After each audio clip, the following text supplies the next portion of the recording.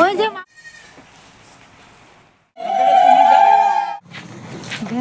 বড় বড়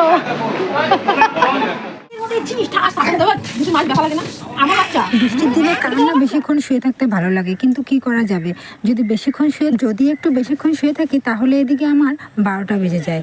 তো কি করা যাবে, যতই ভালো না লাগুক তবুও উঠতেই হবে। ইচ্ছে করে আর একটু শুয়ে থাকতে, কিন্তু ওটা ছেড়ে দিয়ে উঠেই পড়লাম। এই যে দেখো, উঠে পড়েই এই যে বিছানাটা সবার প্রথমে তুলে নিলাম। আমার এটা বরাবরেরই অভ্যাস, ঘুম থেকে উঠে যদি বিছানা না তুলি তাহলে আমার একদমই ভালো লাগে না। ঘরে ঢুকে অন্য যা কিছু আছে কোনো কিছু যদি না গোছাই, অগোছালো থাকে কোনো ব্যাপার না, কিন্তু আমার বিছানাটা তুলতেই হবে। ঘুম থেকে উঠেই আগে বিছানাটা তুলে নিলাম, তারপরে আমি শুরু করে দেব সংসারের কাজবাজ। তো কাজকর্ম তো সবই আছে, সবই পড়ে আছে, আর বাইরে বৃষ্টি পড়ছিল, তো সেই জন্য ভাবলাম যে একটু আস্তে আস্তে কাজটা করি।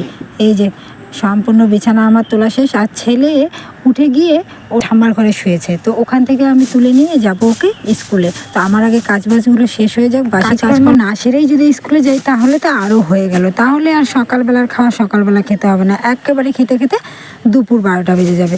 তো সেই জন্য সকালবেলার কাজ সকালেই সেরে আমি স্কুলে নিয়ে যাই। আর ওর পাপা যদি বাড়িতে থাকে তাহলে আমার আর কোনো টেনশন থাকে না, ওর বাবাই নিয়ে যায় ওকে স্কুলে, আবার ওর বাবাই নিয়ে আসে, তারপর ও বাড়িতে রেখে ডিউটিতে চলে যায়। তো শুভ দুপুর বন্ধুরা, সবাই কেমন আছো? আমি কোচবিহার জেলা থেকে মিনু, আমার আরেকটি নতুন ব্লগে তোমাদের সবাইকে জানাই অনেক অনেক ভালোবাসা আর অনেক অনেক স্বাগতম। তো দেখো, আমার কাজকর্ম প্রায় হয়েই গেল। সব কাজই ক্যামেরাবন্দি কিন্তু করা যায় না, কিছু কিছু কাজ আছে যা ক্যামেরার বাইরেও আমাদের করতে হয়, তো সেই জন্য সব কাজই আমার দেখানো সম্ভব নয়। আমার সকালবেলার বাসি কাজ প্রায় শেষই হয়ে গেল, শুধু বিছানাটাই তোমাদেরকে দেখাচ্ছে, এছাড়াও আমি অন্য অনেক কাজই শেষ করে দিয়েছি। এরপর আমি যাব স্নানের ঘরে, স্নান সেরে তারপর পুজো সেরে তারপর ছেলেকে নিয়ে আমি যাব স্কুলে। আর ছেলেকে নিয়ে যাওয়ার আগে তো অনেক কাজ থেকেই যায়, তোমরা তো সবাই জানো, ছেলেকে তোলা, মুখে ব্রাশ করানো, তারপর রেডি করানো, ড্রেস পরানো, তারপর নিয়ে যেতে হয় আমার স্কুলে। তো তার উপরে তো নানান ধরনের বায়না তো আছে, তো সব কিন্তু ক্যামেরাবন্দি করা সম্ভব নয়। কিছু কিছু মুহূর্ত আছে যেগুলো না করলে নেই, সেগুলোই তোমাদেরকে আমরা দেখাই। তো দেখতে থাকো ব্লগটা কন্টিনিউ। প্রচণ্ড বৃষ্টির জন্য আমার দরজার নিচ দিয়ে ঘরের ভিতরে জল এসে যাবে, এটা প্রত্যেক দিনেরই কাজ। তো যদি প্রচণ্ড বৃষ্টি হয় তাহলে জলটা বেশি আসে, আর হালকা বৃষ্টি হলে জলটা খুব কমই আসে। তো দেখো, প্রত্যেক দিনই আমার এই কাজটা করতেই হয়। যদি ভাবি যে একটু পরে ঘরটা মুছবো, সেটা আর হয়ে ওঠে না, তখনই মুছতে হবে। তো এই যে সকালবেলায় জল যদি ঘরের মেঝে জমে থাকে তাহলে কি আর ভালো লাগে বলো? তো সেই জন্য আমি সকাল সকালই ঘরটা মুছে ফেলি। তারপর দেখো, আমার ঘর ঠর সব কিছু পরিষ্কার হয়ে গেছে। এখন আমি নিয়ে যাচ্ছি ছেলেকে। হ্যালো বন্ধুরা, এখন যাচ্ছি ছেলেকে স্কুল নিয়ে। এখন হলো সকাল 8টা, আমার ছেলের মর্নিং স্কুল। তো এই যে মা ছেলে মিলে যাচ্ছি। আজকে একটু লেট হয়ে গেছে, বৃষ্টির দিন তো প্রচণ্ড বৃষ্টি হয়েছে, তার জন্য রাস্তাঘাট ভীষণই কাদা।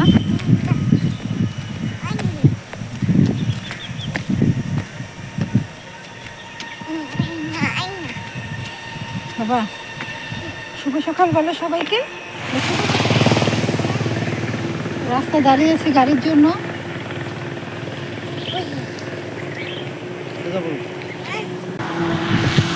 তো দাঁড়িয়ে আছে টোটোর জন্য, টোটো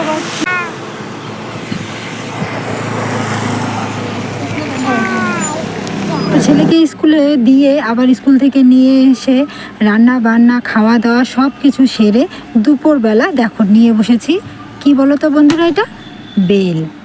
তো বেলের শরবত এই গরমের দিনে এত ভালো লাগে কি বলবো, আর ভীষণই ভালো লাগে। তো তোমরা তো খেয়েছো, অনেকেই জানোই, আর যারা খাওনি তারা কিন্তু চটপট করে এই বেলের রেসিপিটা খেয়ে নেবে। বেলের শরবত খেলে একদম প্রাণটা মনে হয় কি জুড়িয়ে গেল, এতটাই ভালো লাগে, আর পেটের জন্য খুবই উপকারী। তো এই যে দেখো, আমি বসে পড়েছি বেলটা ভালো করে খোসার থেকে ছাড়িয়ে নিতে। এই যে দেখো, বেলটা আমি চামচ দিয়ে ভালো করে বের করে নিচ্ছি। তারপরে আর ওর বাবার সঙ্গে আমি একটু গল্প করছি, ওর বাবা ছিল না, একটু আগে এসছে। তো এই যে দেখো, আমি একটু গল্প করছি আর বেলটা বের করছি। তো এখন সবার জন্য আমি একটু বেলের শরবত বানাবো, তারপর শরবত খেয়ে আবার দুপুরের খাওয়া দাওয়া করে কোথায় যাব, সেই স্পেশাল টাইটেলের থাম্বনেল দেখে তো তোমরা বুঝেই গেছো যে আমি কিসের কথা বলছি। আমি বলছি ভাইয়ের জন্য যে বিয়ে ঠিক হয়েছে সেই মেয়ের আজকে আশীর্বাদ, তো সেখানেই যাব। তো এই যে খাওয়া দাওয়া সেরে নিই, তারপর রেডি হয়ে চলে যাব সেখানে। তো তার আগে সবাইকে একটু বেলের শরবত আমি কীভাবে বানিয়েছি, তার আগে বেলের শরবতটা আমি কীভাবে বানিয়েছি সেই রেসিপিটা তোমাদের সঙ্গে আমি শেয়ার করে নিই। কোনো কিছুই না, শুধু দিয়েছি একটু নুন আর একটু হালকা পরিমাণে চিনি, যাতে খুব কড়া ট্যাকট্যাকে মিষ্টিটা না হয়। সবাই তো সবটা পছন্দ করে না, যারা যেভাবে খায়। তোমরা যদি বেশি মিষ্টি পছন্দ করো তাহলে বেশি মিষ্টি দেবে, আর আমি কিন্তু হালকা মিষ্টিটাই পছন্দ করি, তাই আমি হালকা মিষ্টি দিয়েছি। আর তার সঙ্গে দিয়েছি একটু এক টুকরো লেবু।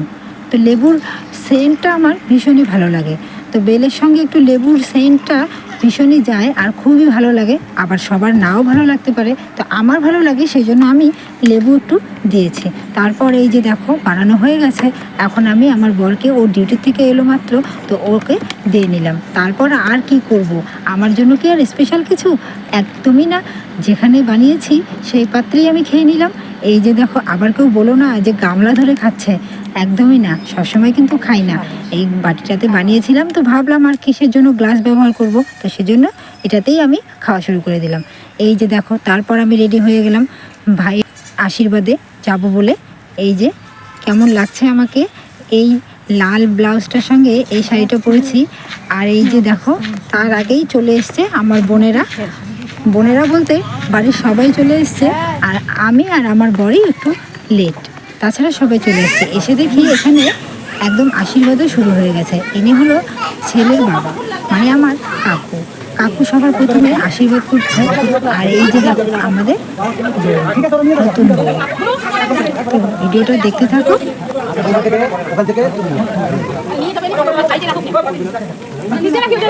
প্রদীপে তেল দাও, প্রদীপে তেল দাও।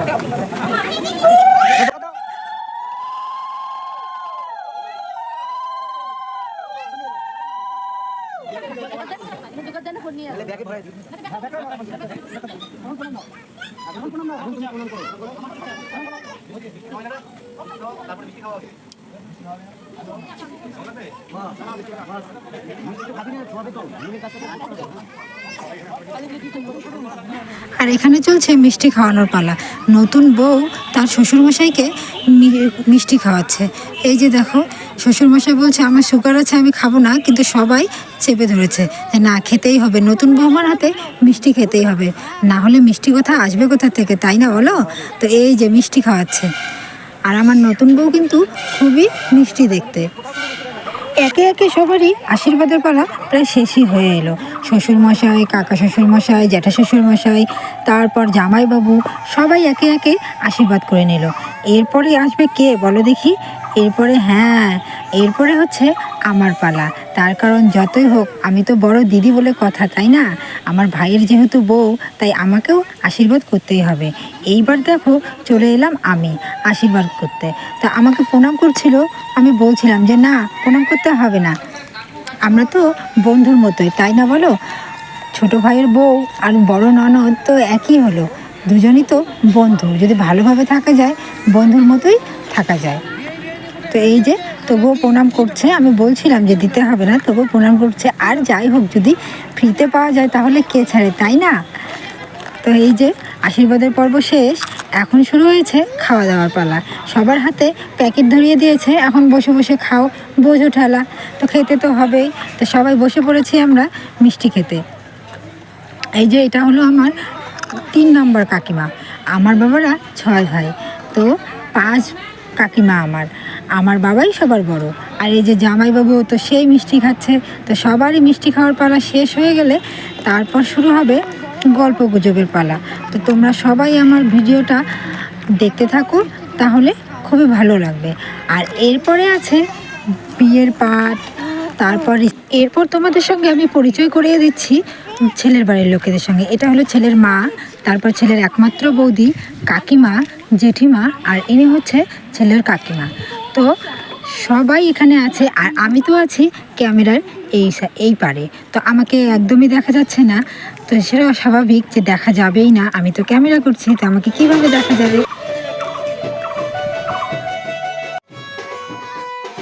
এগুলো হচ্ছে বিয়ের রিসেপশন, এগুলোর পার্ট।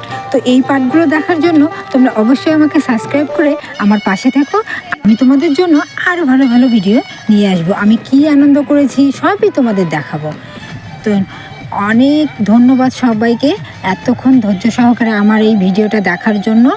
এরপরে নেক্সট কোনো ব্লগে আবার তোমাদের সঙ্গে দেখা হচ্ছে। ততক্ষণের জন্য ধন্যবাদ সবাইকে।